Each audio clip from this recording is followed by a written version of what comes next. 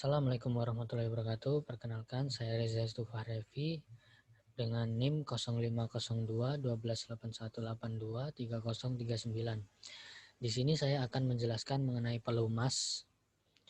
Yang pertama yaitu bearing nilon dan teflon. Bahan plastik yang umum digunakan untuk bearing adalah nilon dan teflon.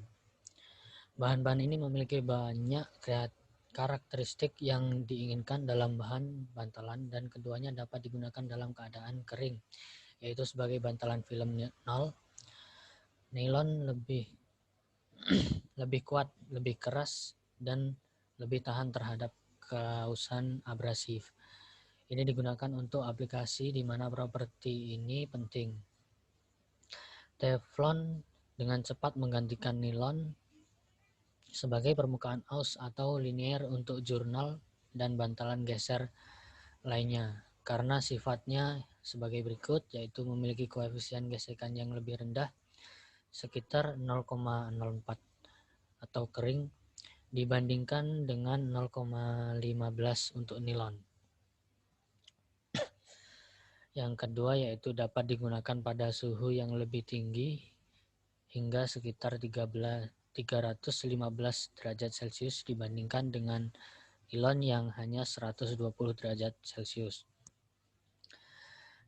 Sifat yang selanjutnya yaitu secara dimensional stabil karena tidak menyerap kelembapan. Dan yang terakhir yaitu secara praktis bersifat inert secara kimiawi. Bisa dilihat yaitu bearing nilon pada gambar sebelah kiri dan bearing teflon pada gambar sebelah kanan. Ini gambar bearing nilon dan ini gambar bearing teflon. Yang selanjutnya yaitu pelumasan. Pelumas dalam bantalan digunakan untuk mengurangi gesekan antara permukaan gesekan dan untuk membawa panas yang dihasilkan oleh gesekan. Pelumas memiliki beberapa fungsi utama, yaitu menurunkan gesekan, mengurangi keausan, melindungi permukaan dari korosi atau oksidasi, meredam beban kejut, menghindari kontaminasi, dan yang terakhir yaitu mendinginkan permukaan kontak. Semua pelumas diklasifikasikan ke dalam 3 kelompok, yaitu pelumas cair, semi cair, dan padat.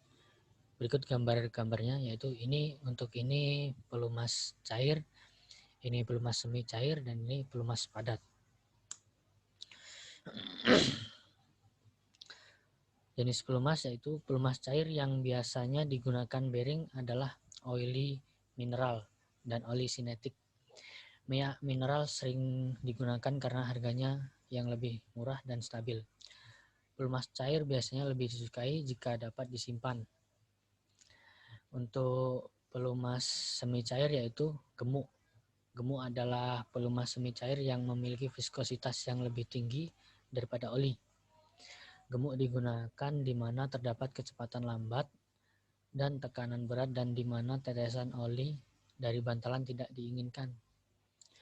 Pelumas padat berguna dalam mengurangi gesekan di mana lapisan oli tidak dapat mempertahankan karena tekanan atau suhu. Mereka harus lebih lembut dari bahan yang dilumasi. Contohnya yaitu grafit adalah pelumas padat yang paling umum, baik sendiri-sendiri atau dicampur dengan oli atau gemuk.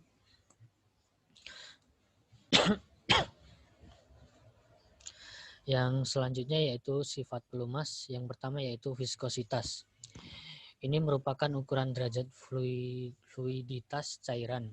Ini adalah sifat fisik yang dengannya oli dapat membentuk, mempertahankan, dan menawarkan ketahanan terhadap pemotongan film penyangga di bawah panas dan tekanan. Semakin besar panas dan pelumas yang dibutuhkan untuk mencegah penipisan dan pemerasan film. Arti mendasar dari viskositas dapat dipahami dengan mempertimbangkan plat datar yang bergerak di bawah gaya sejajar dengan plat stasioner. Kedua plat dipisahkan oleh film tipis pelumas fluida dengan ketebalan seperti pada gambar yang ditunjukkan ini. Menurut hukum aliran viskos Newton, besarnya tegangan geser ini bervariasi secara langsung dengan gradien kecepatan. Diasumsikan bahwa pelumas mengisi penuh ruang antara dua permukaan. Kemudian kecepatan pelumas pada setiap permukaan sama dengan kecepatan permukaan. Dan aliran pelumas yang tegak lurus terhadap kecepatan plat dapat diabaikan konstanta proporsionalitas. Yang selanjutnya yaitu sifat minyak, atau ini merupakan properties gabungan pelumas dan permukaan bantalan yang bersentuhan. Ini adalah ukuran kualitas pelumas di bawah kondisi batas di mana logam dasar ke logam dicegah hanya dengan film terserap. Tidak ada ukuran pasti dari sifat berminyak. Properti ini tidak ada. Yang ketiga yaitu kepadatan. Properti ini tidak ada hubungannya dengan nilai pelumas, tetapi berguna dalam mengubah viskositas kinematik menjadi viskositas absolut. Yang keempat yaitu indeks viskositas. Istilah indeks ini digunakan untuk menunjukkan tingkat variasi viskositas dengan suhu. Baik, yang selanjutnya yaitu titik nyala. Ini merupakan suatu suhu terendah di mana oli mengeluarkan uap yang cukup untuk mendukung kilatan sesaat tanpa benar-benar membakar oli ketika api dibawa dalam jarak 6 mm di permukaan oli. Yang keenam yaitu titik api. Ini adalah suhu di mana minyak mengeluarkan uap yang cukup untuk terbakar terus-menerus di saat dinyalakan. Yang ketujuh yaitu titik tuang atau titik beku. Titik tuang merupakan suhu di mana minyak akan berhenti mengalir saat didinginkan. Ini merupakan tabel viskositas absolut dari oli pelumas yang biasa digunakan. Bisa kita lihat dari tabel di atas ini bahwa viskositas oli menurun ketika suhunya meningkat. Baiklah, sekian penjelasan saya mengenai lubrikan. Saya ucapkan terima kasih. Wassalamualaikum warahmatullahi wabarakatuh.